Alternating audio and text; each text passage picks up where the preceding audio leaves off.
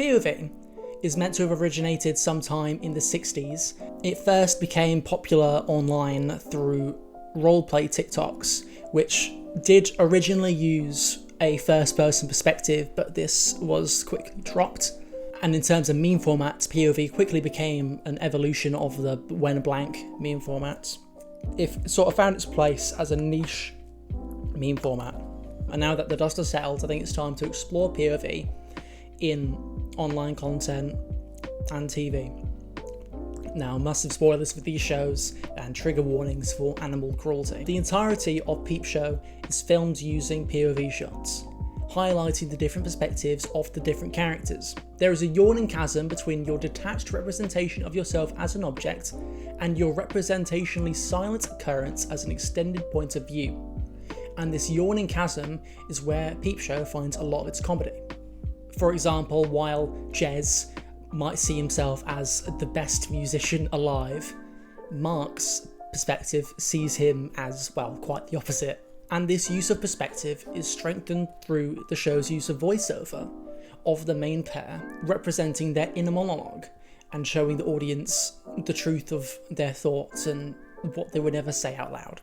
The show follows Jez and Mark from their late 20s until they turn 40, covering all of their failed relationships and misfortunes. And a lot of the comedy of the show comes from dramatic irony. This often comes in the form of either Jez or Mark doing something awful, unknown to the characters around them, and we watch them as they try unsuccessfully to avoid the consequences. For example, in the episode Holiday, Mark and Jez meet two women and their dad on a canal boat holiday. Jez tries to get with one of them, and Mark tries to get a job working for their dad. But at one point, they run over the family dog, Mummy, killing it and tries to dispose of it by burning it. However, not knowing how to cremate an animal, they end up cooking the dog instead. After not being able to bury the dog, Mark meets with the dad about the job, while Jez finds a bin to put the dog in. On the way, however, Jez runs into the girl he's been trying to have sex with, and, hoping to dump the dog after they have sex, he goes with her to her family's canal boat. On the boat, Mark is there with the dad and the other girl, and when questioned about what he's been carrying around, Jez tries to say it's leftover uncooked barbecue, and after being pressured about it, eats it. Only after Jez starts eating the dog do they notice the dog collar and realising that their missing dog, named after their dead mum, is not just dead, but that the nice guys they've met have killed and eaten it. This demonstrates the lengths of Jez and Mark's lying. Jez and Mark don't think about the wants and needs of the people they're trying to manipulate. Jez only wants one thing, and, well, so does Mark. And this is very similar to how Mark treats his main love interest for the series, Sophie. Mark only sees Sophie as somebody to worm a relationship out of, and he only wants what's best for Sophie when that coincidentally happens to be what's also best for him. When Sophie's given a massive promotion that Mark was up for, he is spiteful and jealous, and only when they become engaged does he realise that he never really likes Sophie, and that they don't actually have anything in common and want almost completely different things. Sophie only finds this out when they're getting married, and at that point she discovers how large that yawning chasm truly is between Mark's external representation and his internal perspective. So while Peep Show uses its perspective to show the flaws, lies and manipulations of its characters, How I Met Your Mother uses its perspective very differently. How I Met Your Mother is framed around Ted's from the year 2030, telling his children about how he met their mother, as the title implies. And so, we, the audience, see what presumably Ted is telling his children. And this is every so often interrupted by Ted telling the audience and his kids what he didn't know at the time, or maybe what he thinks about the situation in hindsight. Ted, therefore, is a sort of implied, intrusive author. And through this, he claims a kind of authority, a godlike omniscience over his story. A story that he feels very passionate about, obviously, and that he tells in such excruciating detail that it feels like to his kids, and is literally to the audience watching at home, to take years. But all this does is create the illusion of a completely objective narrator. But Ted can lie all the same. He shows his friends' actions to be either positive or negative based on his own personal beliefs and perspectives. Marshall, for instance, he paints as perfect and the most moral and with the best values of anybody in the group. And Ted only lets slip Marshall's selfish tendencies when it hurts his other friends. During season 8, Marshall persuades Lily to take her dream job as an art consultant, planning to move to Rome. Marshall then accepts a judgeship, completely upending these plans, and forms much of the conflict between them in the final season. This betrayal is seen by many fans as the worst thing Marshall does in the entire show, but Marshall still ends up being painted as honest and unselfish when he decides to reject the judgeship, allowing Lily to follow her dreams. Marshall is still shown to be a saint, and the worst thing he ever does in the show is slut-shame Robin, which Ted wholeheartedly agreed with. Or, well, we assume still agrees with, considering he doesn't comment on it at the time. And Ted treats Robin a very similar way that Mark treats Sophie in Peep Show, ignoring a lot of her flaws and wants and needs and the differences between them. Ted frames Robin in the first 2 seasons as the Rachel to his Ross, despite her obviously having completely opposite long-term life and relationship goals. Robin sees herself flying around the world being a girl boss, while Ted sees himself being a suburb-dwelling dad. Ted also frames many of Robin's obviously horrific and violent behaviours as cute, funny and, well, even justified. Patrice is introduced in season 7, and her entire character is that she wants to be Robin's friend, and all she gets in return is being berated whenever she speaks.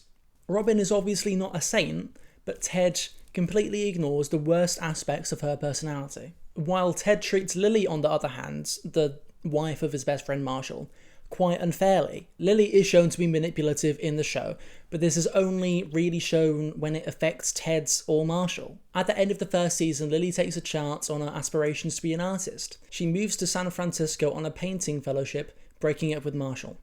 This has a serious impact on Marshall, who spends the summer wallowing in his own misery while Ted and Barney try unsuccessfully to cheer him up. Marshall does take Lily back when she comes back to New York, but he did nothing to try to encourage Lily or support her while in San Francisco. Lily, we later find out, had an awful time while in San Francisco, being treated horribly by her art professor and getting her identity stolen. Lily hid this from her friends, but despite later finding this out, Ted still takes Marshall's side, caring more about Marshall's self-loathing than Lily getting her dreams crushed and getting scammed out of potentially thousands of dollars after taking a massive risk moving to a new city on top of having to go through the same breakup that Marshall does. Ted doesn't just take Marshall's side, but he and Marshall still have some resentment of Lily moving to San Francisco nearly a decade later, with Marshall bringing it up in a fight during the final season. Ted also has lingering resentment of how Lily treated him. Ted and Robin get together at the end of the first season and break up by the end of the next season, but we find out during season 4 that Lily caused their breakup 2 years previously. Lily has a reputation in the show and among the fans of being a master manipulator, but Lily does this to help her friends, but Ted doesn't see her rationality for her actions as justified, putting himself above manipulating his friends. Ted also puts himself above the womanizing and manipulations of Barney, which he downplays and treats quite a similar way to how he treats a lot of Robin's worst personality traits.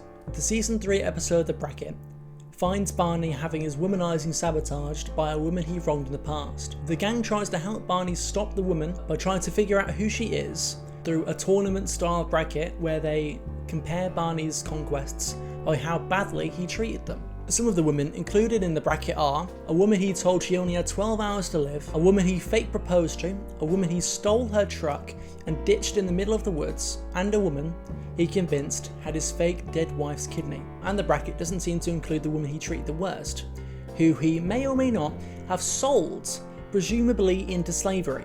So some of the worst things a person can possibly do to get sex are treated as cheap throwaway gags. And while you could say that this is the service the overall tone of the show, but Ted does not treat this with any sort of seriousness, and Lily is the only person to do so. When they go to confront the woman Barney ditched in the woods, and before we find out that Barney might have accidentally sold a woman, Lily says, "This is the worst thing you've ever done." That's the worst thing anyone has ever done. And after Barney accidentally let slip that he finished dating the woman after she started seeing her current boyfriend, Lily says, "We ruined their lives, and the worst part of it is that you didn't apologise to any of those women." And well, odd levels of importance aside, Lily is the only one to admit any sort of harm that Barney has done. But the perspective that the show uses doesn't just impact the show's tone, it also impacts how the story is told. And this is obviously impacted by the show's framing device. The point of an unreliable narrator is indeed to reveal in an interesting way the gap between appearance and reality, and to show how human beings distort or conceal the latter. This not needs be a conscious or mischievous intention on their part. This is demonstrated in the Mermaid Theory episode, where Lily and Barney have a fight, and after a while of telling the kids about the fight, Ted realises that he can't remember what happened next or why they were fighting.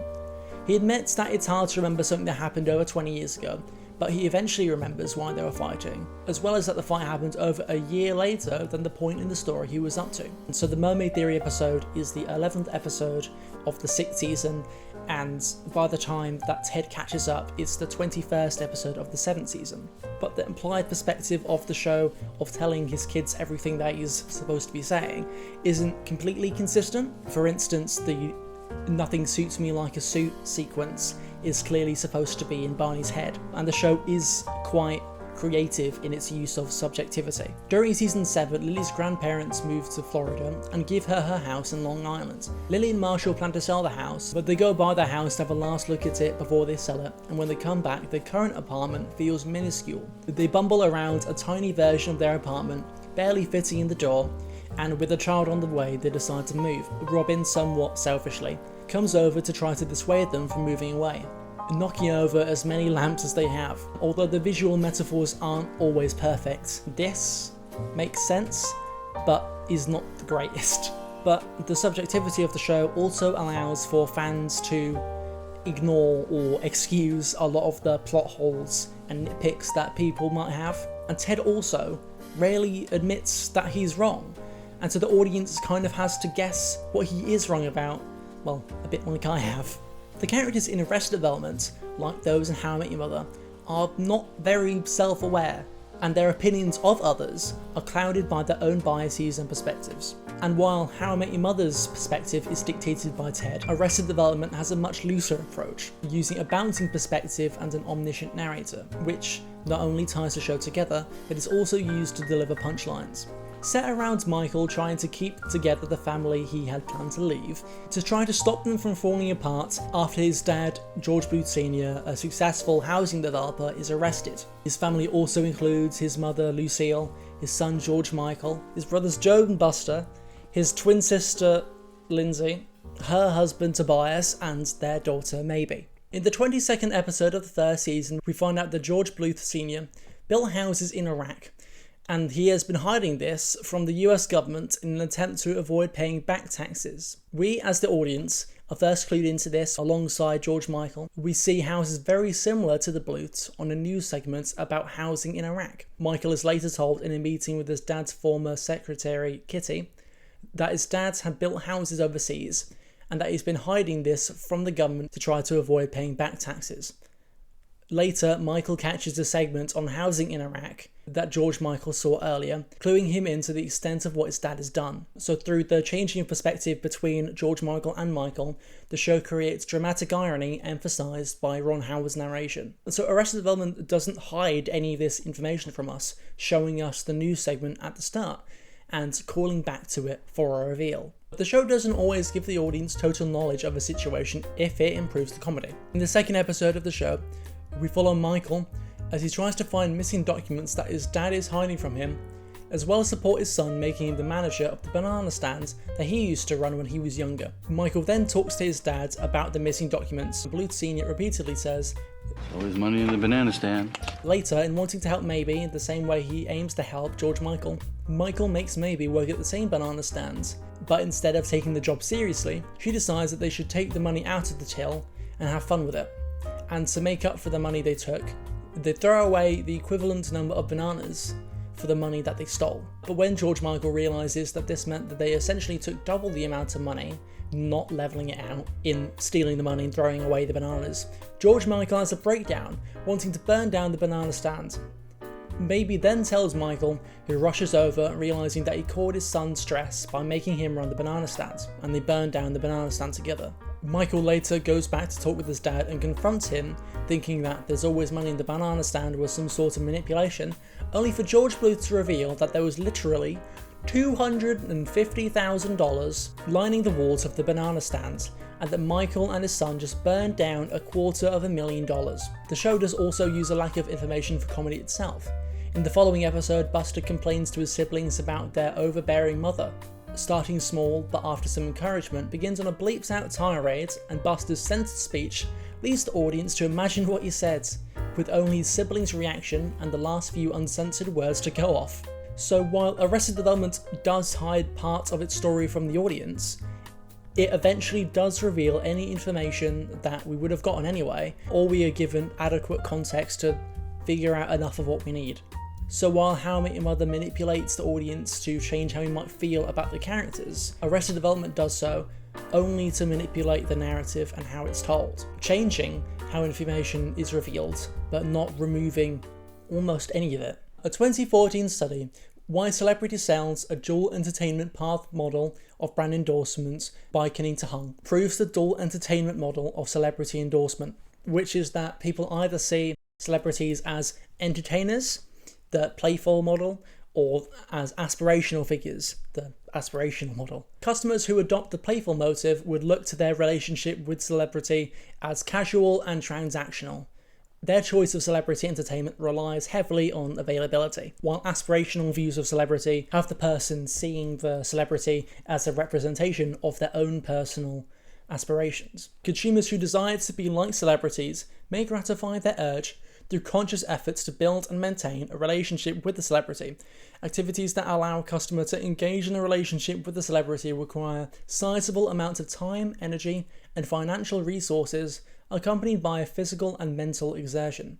And so through either of these two methods, a person can become a fan of a celebrity, and through the playful attachment style, a person can start to see the celebrity in celebrity fantasies, and this is characterised by them using the celebrity as a sort of mood management. Under these circumstances, their links to the celebrity rest in the avoidance of boredom and escape from reality through some forms of imaginative activities, such as fantasizing and daydreaming. As consumers embody the celebrity as their emotional outlets, it creates an illusion of intimacy with the celebrity. So both paths, through either celebrity fantasy or emotional investment, directly correlate with an improved attitude towards brands that the celebrity endorses. And YouTubers, like all influencers, are celebrities. But unlike other influencers, they have an intense power over their audience. YouTubers act as the star and, at least implied, author of their content and narrative. And like in How I Met Your Mother, YouTubers often interrupt their narrative, claiming a kind of authority, a godlike omniscience over it. And this can prime a content creator's audience for influence more than any celebrity could. But this isn't just used for products, this can also be used for ideas. YouTube videos are a primarily non-fiction medium, and without precaution either from the content creator or you as an audience, the biases of a creator can greatly influence the audience. But these precautions from a creator are more the exception than the rule, so it's up to you as an audience to watch your content with caution. And so you're often not going to know what is unbiased and what is even true of what you're watching. And so you should check the sources of your videos, but you can't check the sources of a person's own biases. You can never truly trust someone's representation of themselves, let alone someone you never truly know. There is a yawning chasm between your detached representation of yourself as an object and your representationally silent occurrence as an extended point of view. This influence puts an intense pressure on creators to use their influence for good and to not exploit their audience in a way that harms them. As I close this video, this is where I would place a sponsor for those of you still watching, because after you finish watching a video, and if you enjoy that video, that enjoyment has earned the content creator a lot of goodwill from you. And this primes you for exploitation. I'm not going to advertise anything to you in this video, but I will ask you to subscribe, as is mandatory for YouTube videos. I'm going to try and release videos at the end of each month from now on, and my next video is going to look at How I Met Your Mother a lot more in depth. So, thank you for watching this video, and I'll be here again in a month or so. I hope to see you again.